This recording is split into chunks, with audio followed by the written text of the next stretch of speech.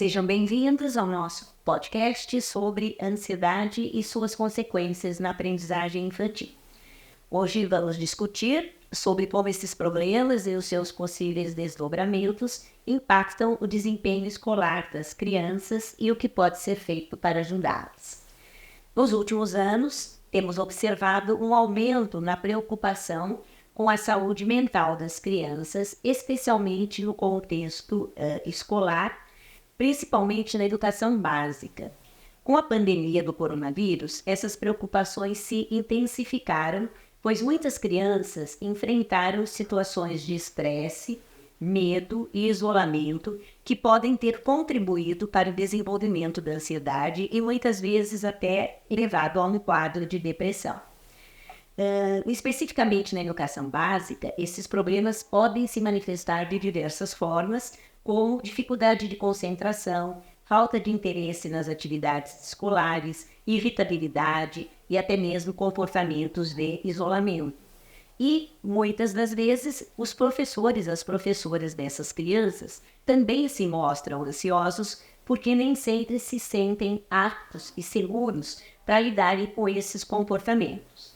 Então, para falar desses assuntos, e também porque às vezes esses comportamentos se manifestam até no ensino superior, nós trouxemos um professor de psicologia do nosso curso aqui da faculdade, no Centro Universitário de Pindamonhangaba, uma aluna do curso de pedagogia e uma ex-aluna do curso de pedagogia.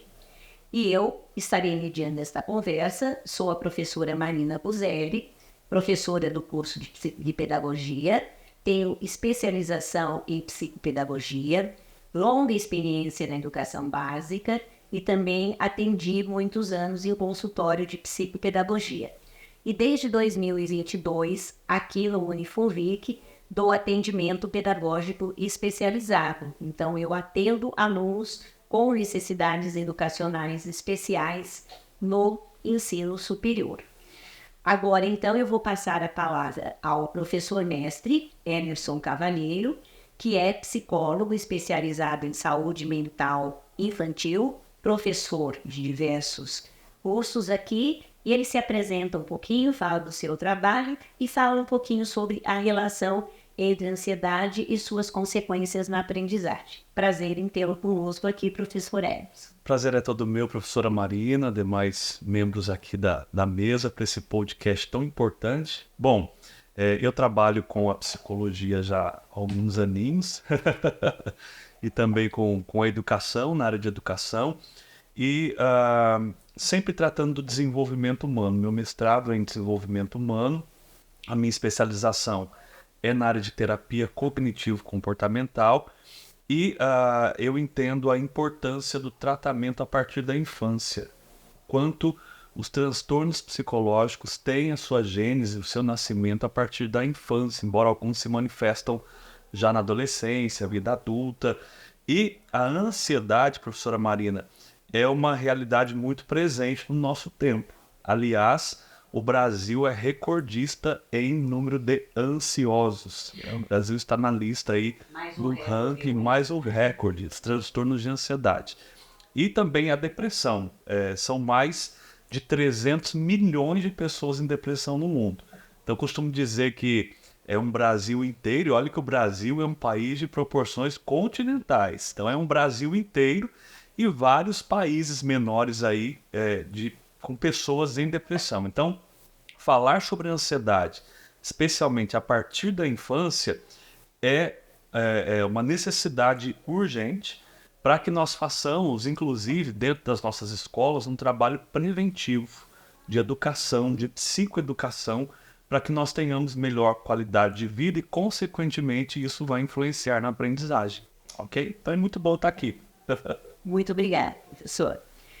Bom, também contamos com a presença da aluna Clarice Caetano Pereira Soares, aluna hoje do 7º semestre do curso de Pedagogia, já fez Teologia aqui também no Unifunvic, e a Michele de Souza Novikov de Oliveira Fernandes, ex-aluna nossa do curso de Pedagogia, e hoje é mentora da educação infantil da Rede Municipal de Ensino de Pindamonhangaba, e ambas vão compartilhar um pouquinho da experiência que elas têm na educação infantil, na educação básica de modo geral, os seus pareceres sobre esse assunto. Então, vamos começar com a Clarice, por favor.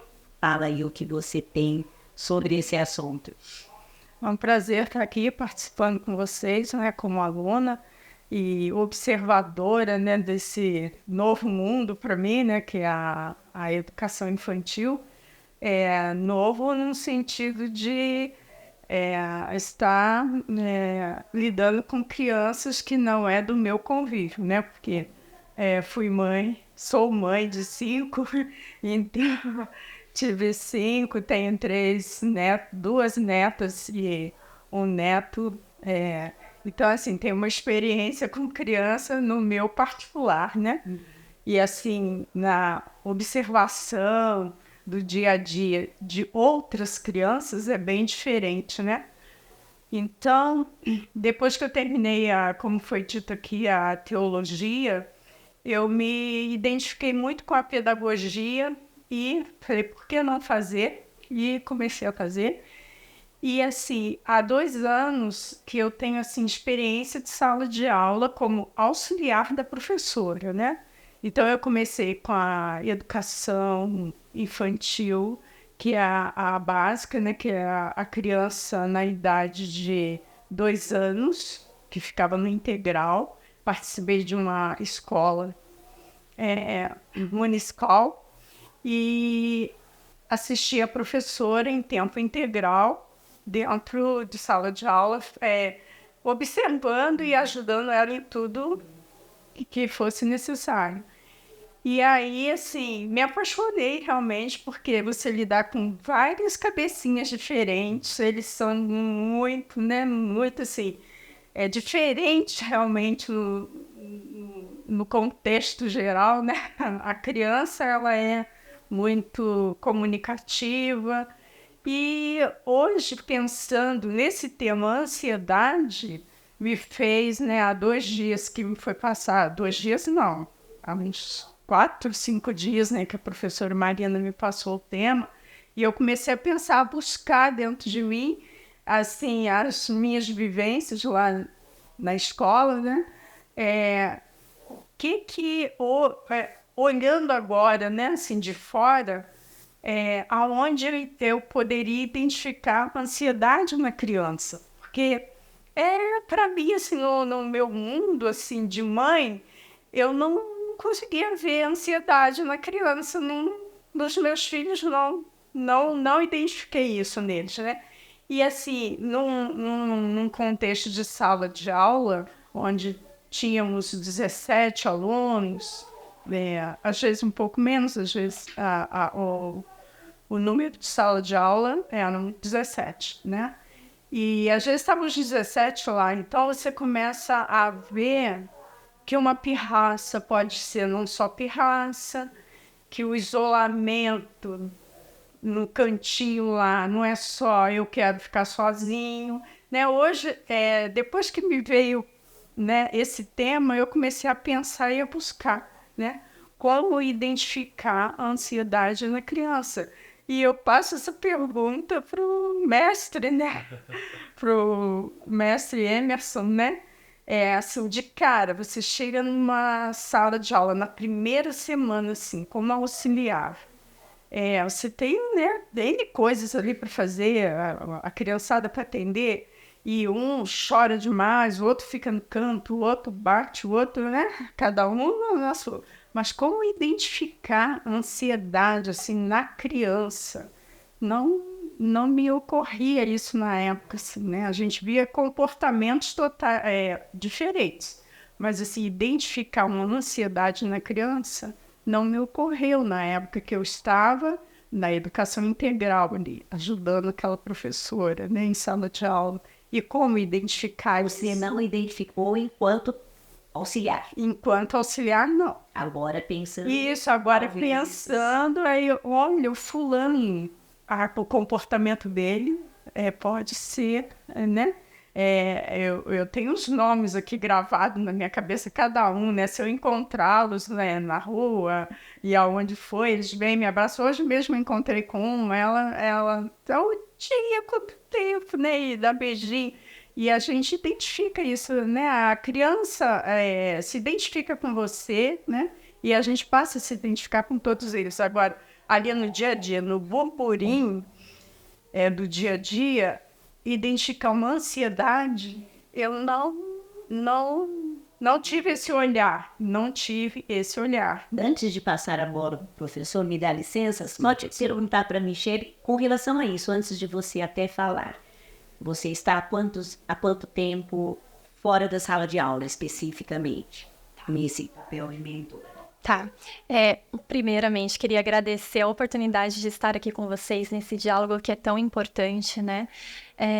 Estou mentora neste ano, mas tenho aí experiência de mais de 10 anos com a educação infantil e anos iniciais do ensino fundamental. E realmente é uma questão que pode até ser confundida com indisciplina, né? E a gente precisa, sim, ter esse olhar de saber identificar e saber mediar também, né? Não só identificar. Eu sempre falo, né, que quando a gente vai para a sala de aula, depois que a gente se forma, a gente lida com situações diversas, situações inusitadas, e a gente precisa aprender a solucionar esses problemas, que pode ser uma demanda pedagógica ou pode ser uma demanda comportamental do aluno também. E essas demandas comportamentais não podem ser impeditivos da gente realizar o nosso trabalho. Então, como que a gente vai mediar?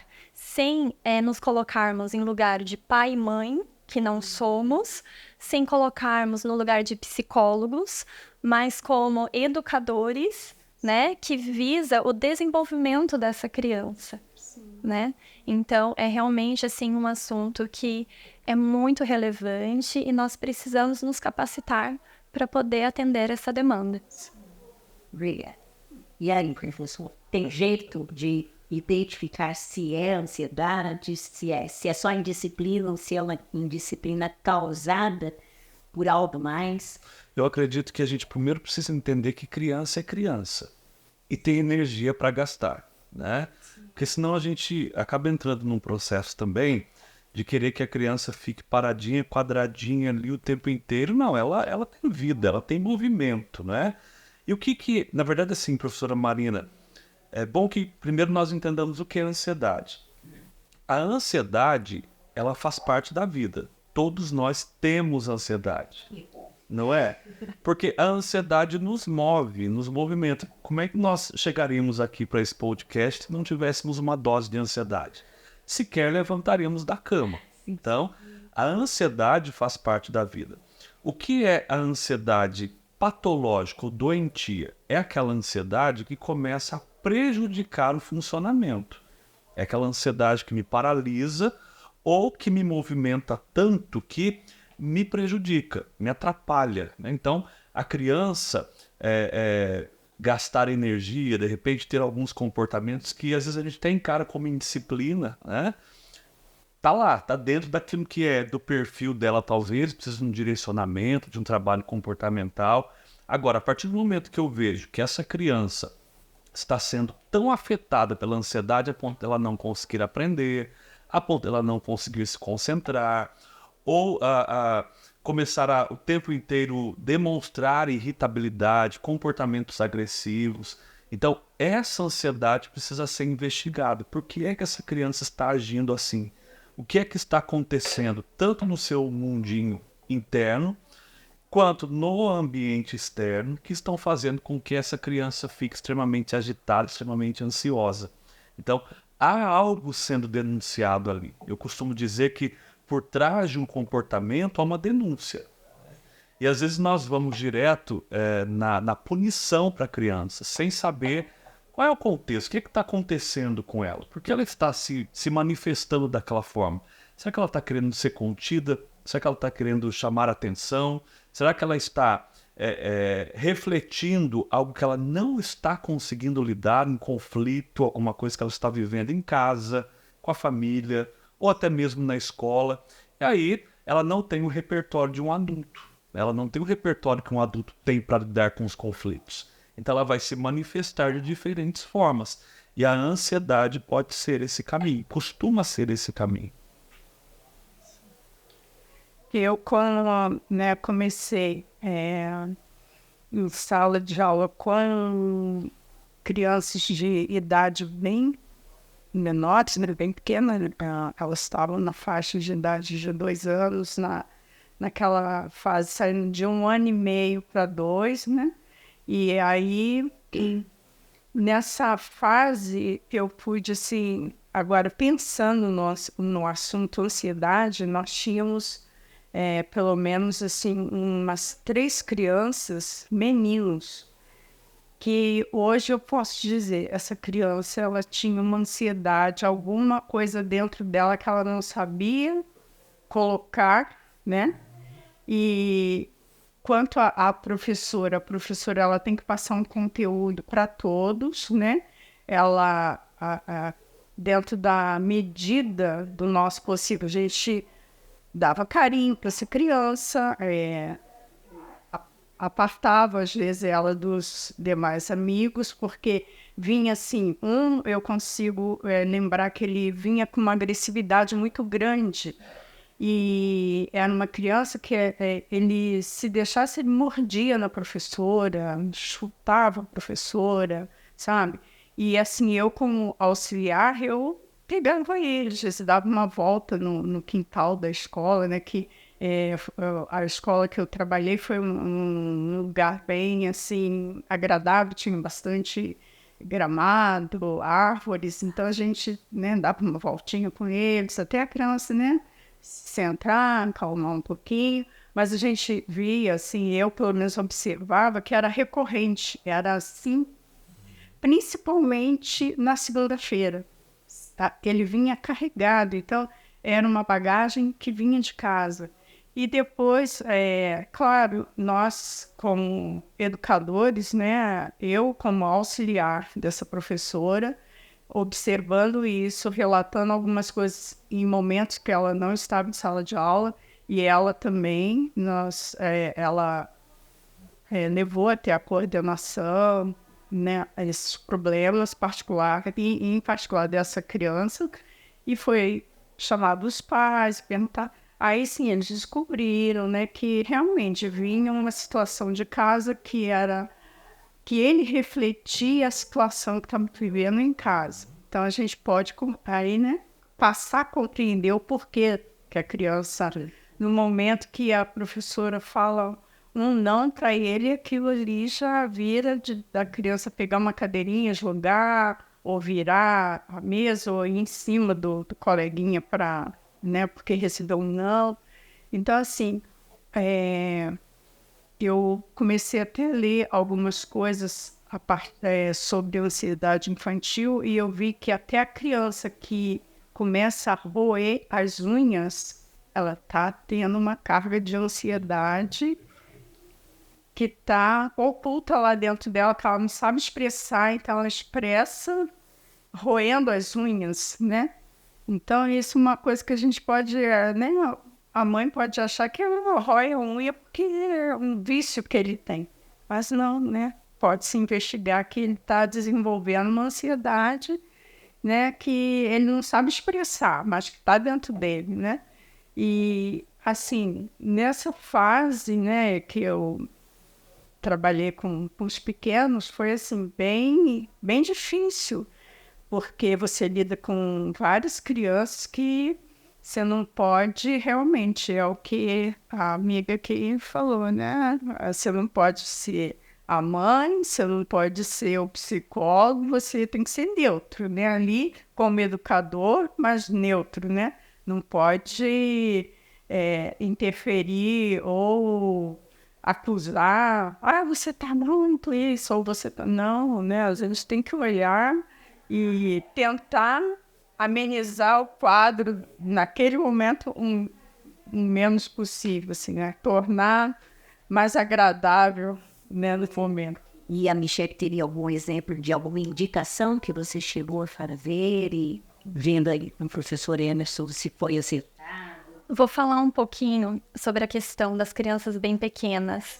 É muito comum acontecerem episódios, assim é correto falar, né? Episódios de ansiedade das crianças bem pequenas, principalmente no período de adaptação escolar. Por quê? Porque a criança está dentro de um ambiente diferente da casa dela, sem a companhia dos pais ou daquelas pessoas que cuidam dela, né? E isso gera muita angústia, né? Uma situação totalmente nova para ela, né?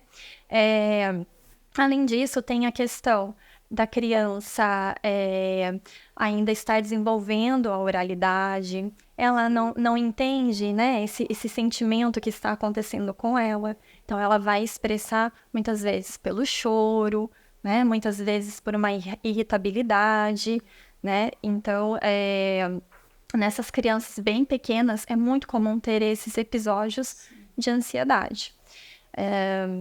O que nós, enquanto educadores, podemos fazer? A gente pode ajudar essa criança primeiro acolhendo esse sentimento, né? Olha, você está sentindo saudade da mamãe e do papai, mas a professora está aqui, eu também te protejo. Se você precisar de alguma coisa, você pode me pedir, né? E redirecionar essa criança para uma atividade, né? Nomear esses sentimentos para que ela entenda também o que está acontecendo com ela. Só que pode acontecer dessa criança ter um prejuízo aí, né, nesse período escolar. Como assim prejuízo? Pode ser que ela não consiga ser redirecionada a uma brincadeira, pode ser que ela realmente fique ali profundamente em sofrimento, porque ela está sentindo medo, né? A ansiedade, ela está ali atrelada ao medo. E aí ela pode se recusar a comer, né? Ela pode ter alguns escapes de fezes e urina, pode provocar o vômito. Então, quando a gente vê que essa qualidade de vida da criança dentro do ambiente escolar está sendo prejudicado, é um momento que a gente precisa chamar o responsável na escola, né, e em parceria fazer até mesmo um horário adaptado, porque a gente sempre preza pelo bem-estar da criança, né? Essa é uma medida que a gente faz para remediar quando a criança já está ali naquele episódio de ansiedade. Mas, dentro do nosso currículo, tanto para as escolas particulares quanto para as escolas públicas, né, a gente tem um campo de experiência que é o eu, o outro e o nós, que é para trabalhar mesmo essa questão da criança se identificar as emoções. Então, a gente pode trabalhar com projetos, né, voltados para o conhecimento do próprio eu. A gente pode trabalhar com algumas estratégias de rotinas ilustradas para poder antecipar o que essa criança vai fazer ali no dia a dia, até porque ela não tem ainda desenvolvido noções de tempo, né? Então, ela não sabe o antes, o agora e o depois, ela não entende a duração de um dia. Então, ela se sente abandonada pela família. Para algumas crianças, não, tem crianças que se adaptam muito bem, né? Mas para outras crianças é realmente mais difícil. Forçar essa criança a parar o choro, né? A forçar essa criança ali no envolvimento ali de uma atividade não é o caminho, né? O caminho é sim do acolhimento, do redirecionamento e principalmente do respeito. Professor Emerson, gostei muito quando a Sherry falou em acolher, né? Como o professor pode mostrar esse acolhimento sem invadir, sem fazer o papel da mãe ou do psicólogo? Tem algum pulo do gato aí que a gente pode ensinar aos professores? Sempre se posicionando e mostrando para aquela criança que ele ou ela é a professora, o professor, né? Não é o papai, não é a mamãe, certo? E o que é esse acolher? É justamente ouvir essa criança, tentar entender que emoção é essa, que medo é esse que ela está sentindo. Pode falar Dentro da linguagem da criança. Sim. Aquilo que ela consegue abarcar naquele momento, sim, né? Mas enquanto eu ouvia, me veio a importância desse trabalho com a família também. Quanto a família precisa entender um pouquinho o que é a ansiedade, quanto ela pode ser reforçadora para esse comportamento ansioso, né? Porque o professor está fazendo um trabalho de acalmar, de acolher, mas de repente essa criança volta para a família. E a família pode ser esse movimento que causa muita ansiedade na criança, né? Tem mães que choram no portão da escola no momento de deixar o filho. Exatamente. Isso. Eu está segura de que está deixando no lugar bom, E aí a gente acolhedor. precisa acolher a criança e a mãe. E né? passa isso para a criança, né? Essa angústia da separação não é só da criança, às vezes vem dos pais. Às vezes a criança entra firme e os pais ficam chorando, né? Então, é uma situação delicada. Então, esse trabalho familiar também é muito importante para ajudar no manejo tanto da ansiedade quanto da depressão. E não é só esse tipo de ansiedade que a gente presencia, né? Tem aquela ansiedade também causada pelos pensamentos das crianças, pela imaginação. Então, o ano passado eu tinha uma aluna que ela tinha muito medo de ir ao banheiro, porque uma criança disse que tem uma mulher invisível que fica dentro do banheiro e ela tinha medo da mulher invisível. Uma coleguinha falou para ela que tinha uma mulher invisível dentro do banheiro. As crianças pequenas têm uma imaginação, né? E que elas acabam acreditando, né, nesses pensamentos que não são reais, mas que causam muito medo e ansiedade, né, e bloqueia essa criança. Então ela ficava segurando durante muito tempo, já ia percebendo o comportamento, e aí ela começava a ficar nervosa. Olha, você precisa ir no banheiro, chama alguém para ir com você. Então, aos poucos, a gente foi fazendo um trabalho, né? Perguntei para ela, olha, o que está acontecendo? Até que ela me contou que tinha uma moça no banheiro que era invisível. E aí, aos pouquinhos, a gente foi conseguindo tirar esse medo dela e diminuir a ansiedade de usar o banheiro. Que a ansiedade está exatamente ligada aos pensamentos. E os pensamentos ansiogênicos tendem a ser negativos e catastróficos. Então, pode perceber, a pessoa quando está em um quadro de ansiedade, ela está sempre pensando coisas ruins, coisas que podem acontecer, coisas negativas, um perigo iminente. Então, tem uma pessoa, uma mulher invisível lá no banheiro. Só que nós pensamos por imagens. Então, geralmente, quando estamos ansiosos, nós pensamos coisas, o nosso cérebro não separa o que é real do que é imaginário. Só que na psicologia a gente fala, professora Marina, que é uma conexão direta entre aquilo que eu penso, com aquilo que eu sinto, e como eu me comporto. Então, pensamento gera emoção, sentimento e comportamento. Então, quando eu penso, tem uma mulher invisível no banheiro que pode me fazer mal, eu já começo a sentir tristeza, a sentir angústia, e isso vai ter um reflexo direto no meu comportamento. Então, eu posso evitar, eu não quero ir, né? Só que para o adulto lidar com isso, a gente vai desenvolver nossas formas, mas a criança não. Ela precisa desse professor, desse pai, dessa mãe que vai ajudar a interpretar que sentimento é esse, que medo é esse. E, evidentemente, a ansiedade, ela desencadeia a resposta física. Então, é onde, às vezes, a criança faz xixi, né, tem diarreia ou vômito, porque há uma conexão diretamente, ou se torna agressivo, né? Ela está, de alguma forma, manifestando ou querendo dizer, por favor, olhem para mim que eu não estou bem. Eu estou com medo, mas eu não estou sabendo lidar com tudo isso. Se até o adulto, numa crise de ansiedade, não sabe lidar, imagine uma criança, né? Agora eu vou provocar você e o nosso curso. Você se sente...